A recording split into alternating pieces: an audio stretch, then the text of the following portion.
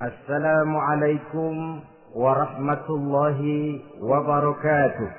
Waalaikumsalam warahmatullahi wabarakatuh. Bismillahirrahmanirrahim. Alhamdulillahi rabbil alamin. Wassalatu wassalamu ala ashrafil anbiya'i wal mursalin. Sayyidina wa maulana Muhammadin وعلى آله وأصحابه المجاهدين الطاهرين أما بعد. Saudara-saudara kaum muslimin rahimakumullah. Pada pertemuan kali ini kita akan membicarakan riwayat Nabi Adam alaihi salam.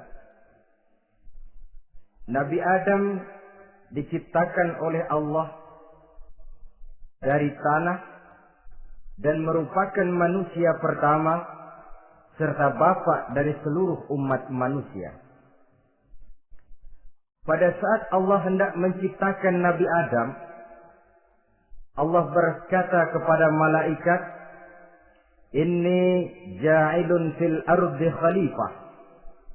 Aku akan menjadikan seorang khalifah di permukaan bumi. Malaikat dengan nada sedikit protes berkata,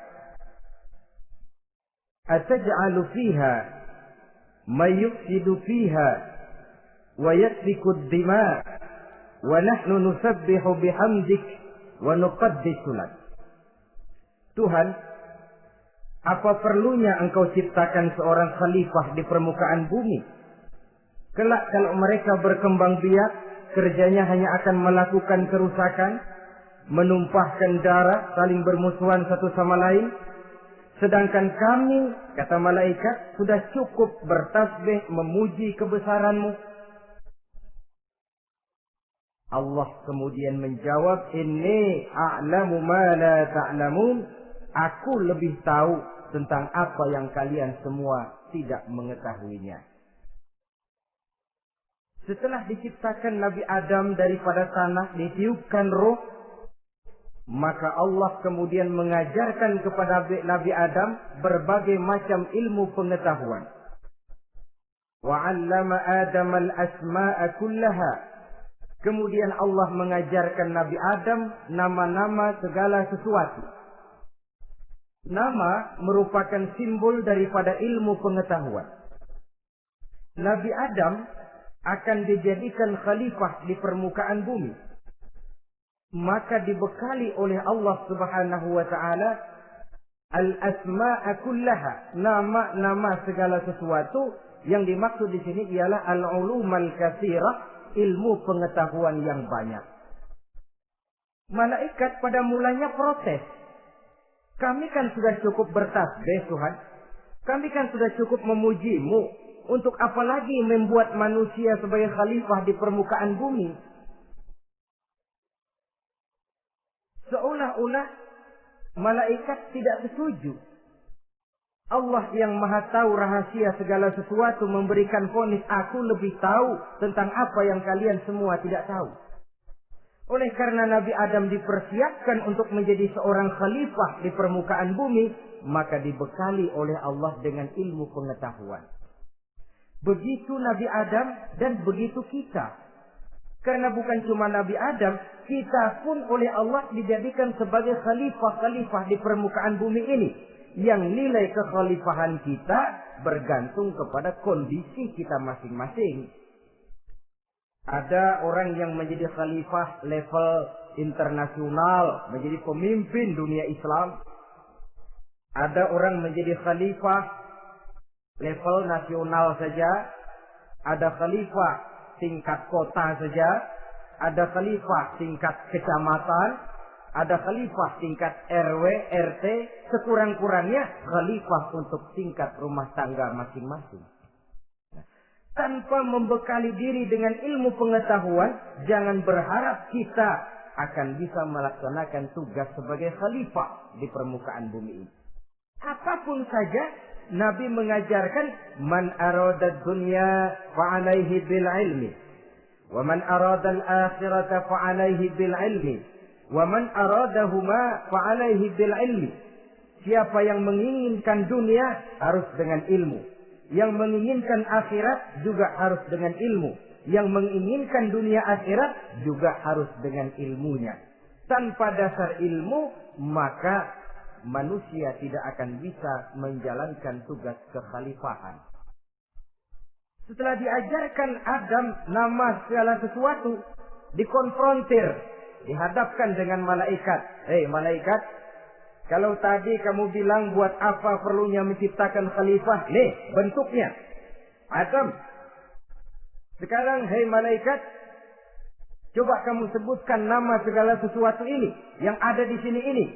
Malaikat berkata, Subhanaka la ilma lana illa ma 'allamtana. Ya Allah, kami tidak punya ilmu, kami tidak tahu semua itu kecuali apa yang telah Engkau ajarkan kepada kami. Kalau kamu tidak sanggup, Adam, sebutkan nama-nama semua itu. Adam menyebutkannya dengan lancar. Ketika itulah Allah memerintahkan malaikat untuk sujud kepada Nabi Adam alaihi salam. Sujud di sini bukan sujudul ibadah, sebab sujud ibadah kepada yang selain Allah haram. Tapi sujud di sini sujudut tawadhu' i'tirafan bi fadli Adam. Sujud merendahkan diri sebagai pengakuan terhadap keutamaan dan kelebihan Nabi Adam. Maka orang yang banyak ilmunya lebih utama dari orang yang hanya banyak ibadahnya. Bahkan iblis lebih takut kepada orang alim yang sedang tidur daripada orang goblok yang lagi ibadah. Model ini diceritakan dalam Ihya-nya Imamul Ghazali.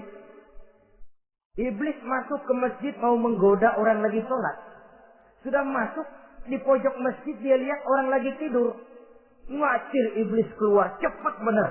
Pucat mukanya. Ketemu di jalan sama temannya. Kenapa lari, Mas?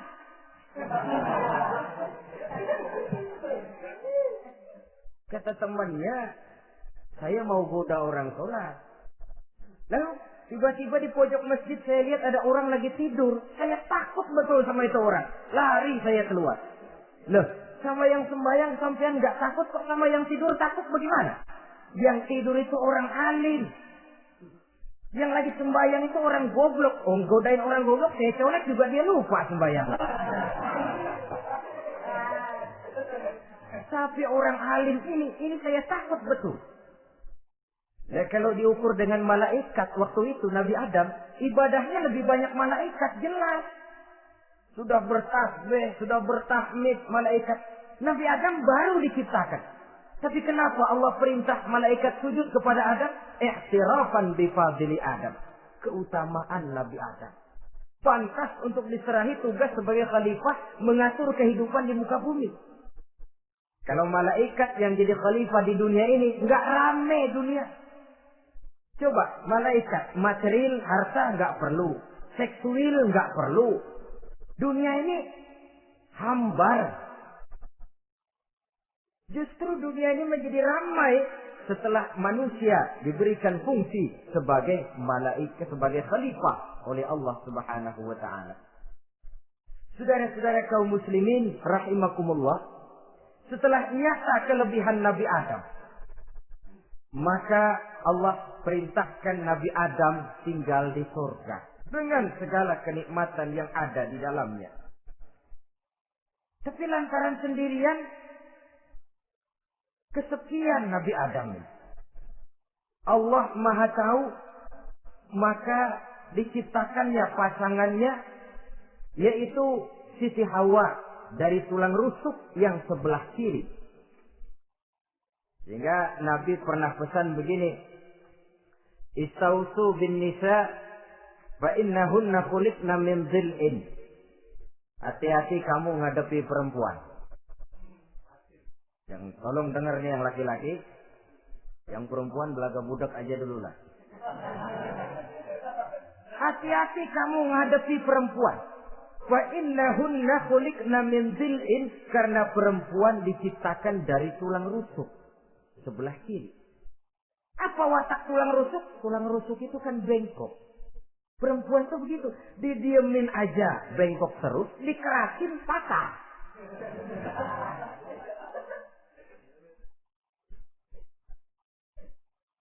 Saudara-saudara, di sini kita ambil satu hikmah bahwa ternyata yang bikin hidup terasa enak karena di sekitar kita banyak orang lain.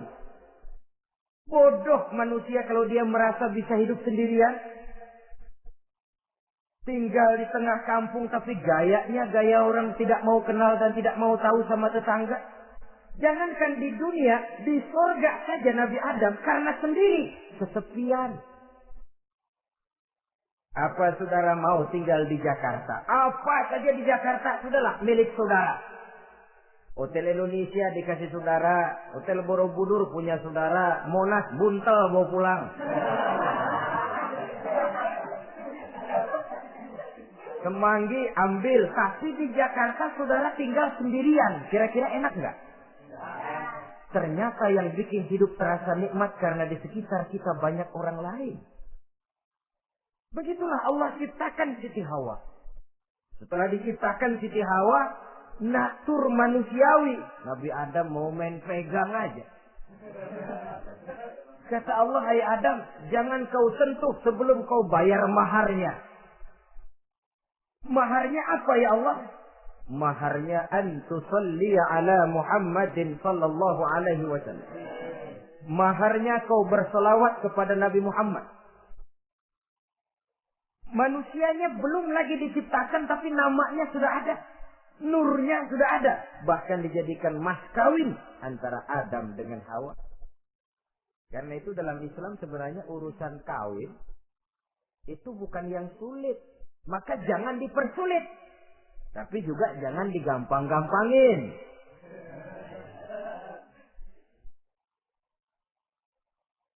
Artinya yang namanya mahar ini, walaupun cuma sebentuk cincin besi kalau orang sangat tidak mampu. Bahkan dengan mengajarkan Fatihah saja sah sudah. Ya, terima nikahnya Fulanah binti Fulan, dengan mas kawinnya saya ajarkan dia surah Fatihah. Kalau memang kere betul, tidak punya apapun, sah sudah. Agama ini mudah, karena itu jangan dipersulit, tapi juga jangan digampang-gampangin. Setelah itu Allah memerintahkan, Ya Adam uskun anta wa zawjukal jannah. Hai Adam, kau dan istrimu tinggallah dalam surga. Wa kula minha ragadan haitsu syi'tuma. Segala makanan yang ada di dalamnya boleh kau makan. Pakaian yang aneka warna boleh kau pakai. Nikmati seluruh fasilitas yang ada di surga ini. Cuma atuk aja Adam. Yang lain boleh dah. Mau nggak pakai atuk aja jangan. La taqraba hadhihi syajarah.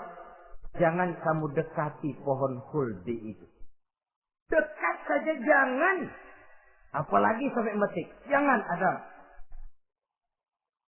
Saudara, ma'asyiral muslimin, itulah watak manusia. Kalau ada 10 persoalan, yang 9 boleh, yang 1 tidak boleh, yang tidak boleh yang bikin dia penasaran. Gua pengen tahu apa kagak boleh sih. timbul penasaran. Apalagi iblis selalu berusaha. Sebab pada waktu malaikat disuruh sujud, semuanya sujud kepada Adam. Iblis tidak mau sujud. Tuhan tegur iblis, kenapa kamu tidak mau sujud? Mana mungkin Tuhan, saya kan dibikin dari api, kata iblis. Adam dari tanah. Unsur api lebih mulia dari unsur tanah. Masa saya harus tunduk kepada Nabi Adam? Gengsi dong. Adam kan anak kemarin sore, baru dibikin. Masa saya harus tunduk kepada orang yang macam itu? Ini kan perintah aku, iblis. Kalau kau tidak mau tunduk, keluar dari surga ini. Terusir iblis dari surga karena kesombongannya tidak mau sujud kepada Adam. Nah, logika, kalau udah di surga aja sombong diusir, apalagi yang masih tinggal di pinggir kali sombong.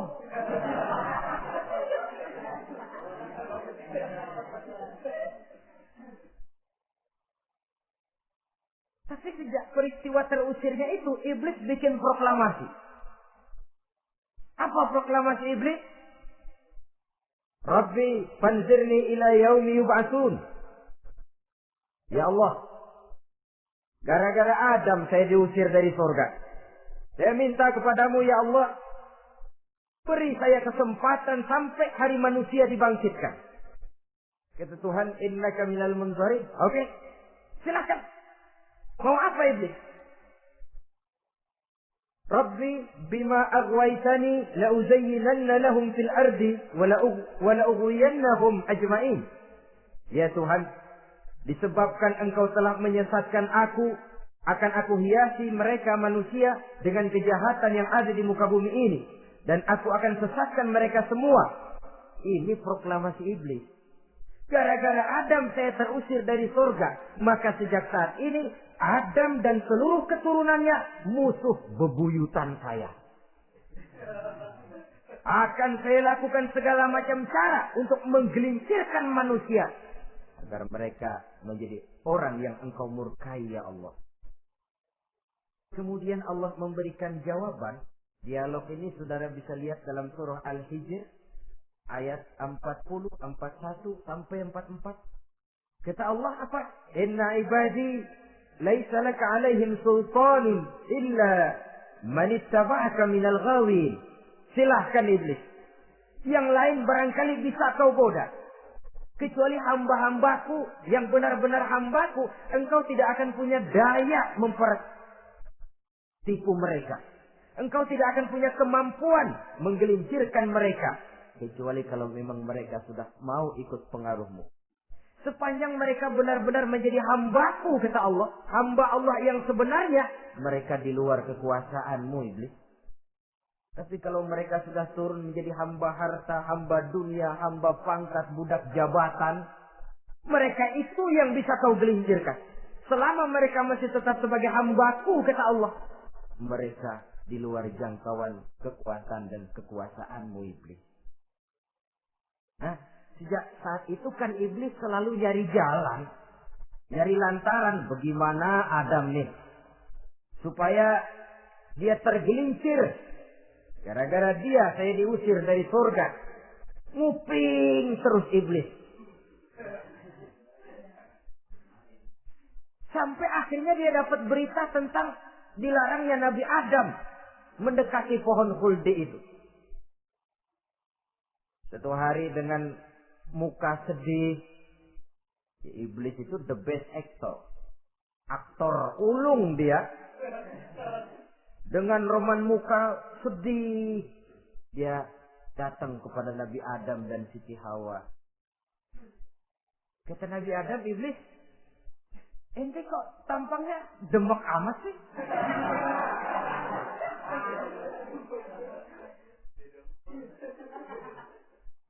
Kenapa begitu sedih? Adam, saya sebenarnya tidak ada yang bikin saya sedih. Cuma saya dapat berita bahwa engkau tidak akan selamanya di dalam surga ini. Wah Adam, kalau engkau bisa tetap tinggal di surga bersama istrimu, alangkah bahagianya saya, kata iblis. Tapi saya dapat kabar, ente nggak bakalan lama-lama di surga. Buktinya ente dilarang makan buah khuldi. Khuldun artinya kekal. Kalau kau makan buah itu, kau akan kekal di surga Adam. Tuhan nggak pengen, makanya dilarang. Wa qasamahuma inni lakuma laminan nasihin. Untuk memperkuat omongannya, sumpah si iblis. Bener Jam, saya sih ngomong cuma buat kepentingan ente. Saya sayang sama ente. Yang tahu cuma saya dah. Bicaranya seolah-olah untuk kepentingan Nabi Adam. Sebenarnya tujuannya tidak lebih menjerumuskan Nabi Adam. Begitu iblis zaman dulu, zaman Adam. Dan begitu iblis zaman sekarang. Seolah-olah bicaranya untuk kepentingan umat Islam. Tapi sebenarnya tujuannya ngelecehin. Memperdayakan umat Islam. Dia bilang kepada Adam, saya sih cuma ngasih saran Adam. Kalau ente pengen selamanya di surga, petik aja tuh buah. Pokoknya beres dah. Itu si Tuhan ngarang, dia bohongin doang lo. Supaya kau dan istrimu tidak lama-lama di surga, maka dilarangnya kau memakan buah khuldi itu. Udah, embat saja. Saudara-saudara, tipu daya iblis ini bisa kita baca dalam surah Al-A'raf ayat 20 sampai ayat 22. Nabi Adam tergoda, ditambah oleh bujuk rayu Siti Hawa. Nabi Adam yang setengah hati itu akhirnya terpancing betul. Sebab itu perempuan, walaupun peranannya tidak begitu kelihatan, tapi memang sangat menentukan. Tidak ada seorang suami bisa sukses jadi apapun dia tanpa peran serta istrinya. Karena itu sebagai muslim, kita punya teman hidup dan kita punya lawan hidup. Siapa teman hidup kita? Dalam arti sempit, teman hidup kita istri. Kalau dia istri tentu suami yang taat kepada Allah dan Rasulnya. Dalam arti luas, teman hidup kita ialah setiap muslim. Setiap orang yang pandangan hidupnya sama dengan kita. Itu teman hidup. Lalu lawan hidup kita siapa? Lawan hidup kita secara mutlak iblis dalam segala bentuknya. Iblis yang berbentuk halus, ini ngusirnya ada lebih gampang. Konon ya, iblis setan itu kalau dengar orang azan kan lari. Takut dia, dibacakan bismillah, minggir. Yang sulit diusir ini iblis yang berbentuk manusia. Diazanin nyengir.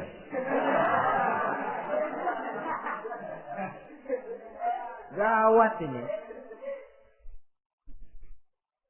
Saudara-saudara, ini musuh dalam artian mutlak. Sedangkan musuh dalam artian ideologis, setiap orang yang pandangan hidupnya tidak sama dengan kita. Bahasa langsungnya, setiap orang di luar Islam secara ideologis, ya.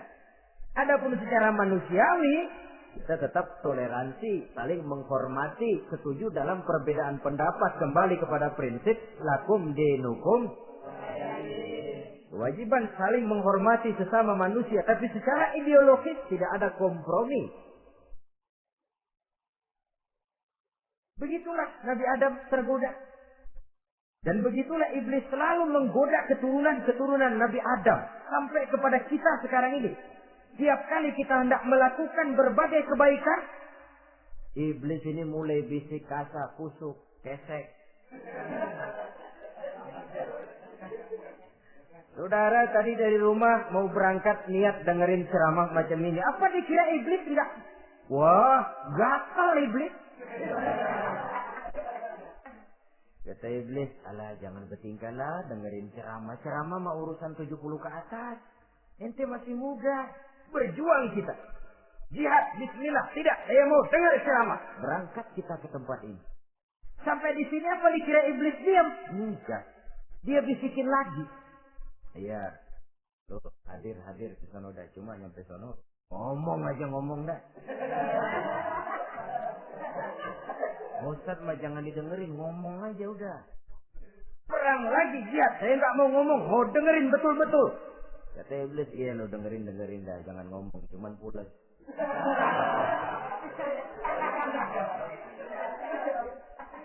Segala macam cara dilakukan oleh iblis untuk menggelincirkan manusia.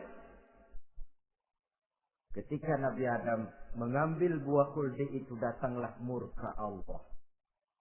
Adam, seolah-olah kalau bahasa kita, kelewatan kamu Adam. Dari belum ada aku ciptakan kau. Barangkali kau merasa kesepian, aku ciptakan Hawa. Aku tinggikan derajatmu dari malaikat sampai malaikat sujud kepadamu. Aku perintahkan kau tinggal di surga dengan seluruh fasilitas yang ada di dalamnya. Cuma satu yang aku minta, jangan dekati pohon khuldi, engkau tidak sanggup Adam. Keluar dari surga ini. Terusir Nabi Adam dan Siti Hawa dari surga. Turun ke dunia ini. Turun terpisah lagi. Ya Allah. Orang itu kalau biasa susah, ketemu susah sih menglalap namanya. Makanannya. Tapi biasa senang ketemu susah. Ini yang kalau tidak kuat mental. Tengoklah zaman sekarang kan nih. Kalau tuan-tuan rajin baca pos kota. Kayaknya nyawa murah bener. Pasal duit 100, nyawa hilang. Pasal diputusin siapa pacar, begon ditenggak. Gantung diri pakai tali plastik. Murah betul kelihatannya jiwa itu. Sehingga pantas kalau Nabi pernah katakan irhamu salasatan minan nas, sayangilah 3 macam manusia. Pertama, azizan zalla, orang mulia yang jatuh hina. Pejabat tinggi kalau pensiun kesian bener. Ya Allah. Udah nggak ada yang ngasih hormat, tanda tangan nggak laku. Azizan zalla, orang mulia yang jatuh hina. Yang kedua, ghaniyan qad iftaqara, orang kaya jatuh miskin. Dari hidup serba ada jatuh melarat. Yang ketiga, faqihan yal'abu bihil juhal. Ahli fikih ngerti hukum tapi dipermainkan oleh orang-orang bodoh yang kebetulan punya kekuasaan. Lalu keluar fatwa sesuai dengan pesan sponsor. Yang halal bisa